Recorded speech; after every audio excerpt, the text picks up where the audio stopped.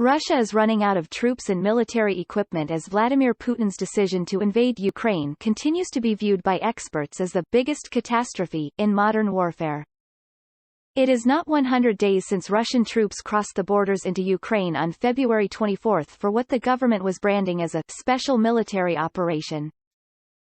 Since then, Russia has faced crippling military losses as Ukraine's forces defended their homeland gallantly, aided by state-of-the-art military equipment provided by Western nations who actively opposed the Russian aggression. Putin has also faced huge international backlash and lethal economic sanctions as a result of his decision to invade.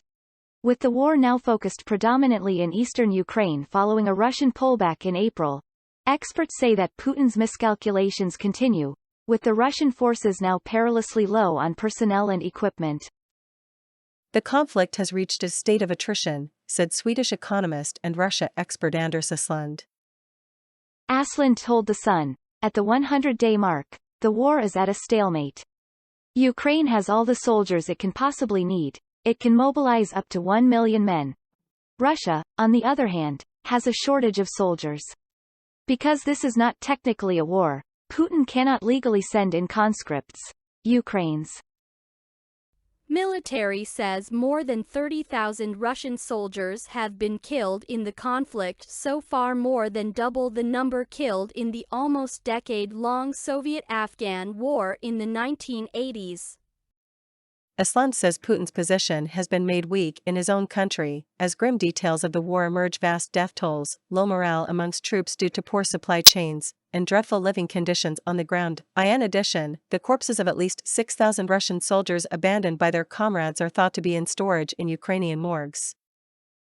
Aslund warned of huge revolts in Russia as a result of Putin's decision to invade Ukraine and said the widespread opposition could result in a revolution. Russia currently controls roughly 20% of Ukraine's territory, according to President Volodymyr Zelensky, who made an address to lawmakers in Luxembourg on Thursday, June 2.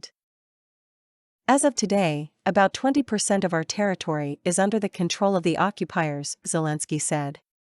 The Russian army has already destroyed almost the entire Donbass. This, once one of the most powerful industrial centers in Europe, is simply devastated. The occupiers are destroying it city by city. On Wednesday, June 1, Ukrainian forces commenced their retreat from Severodonetsk, which is the final Ukrainian holdout in the Luhansk Oblast, one of two states that comprise the besieged Donbass region.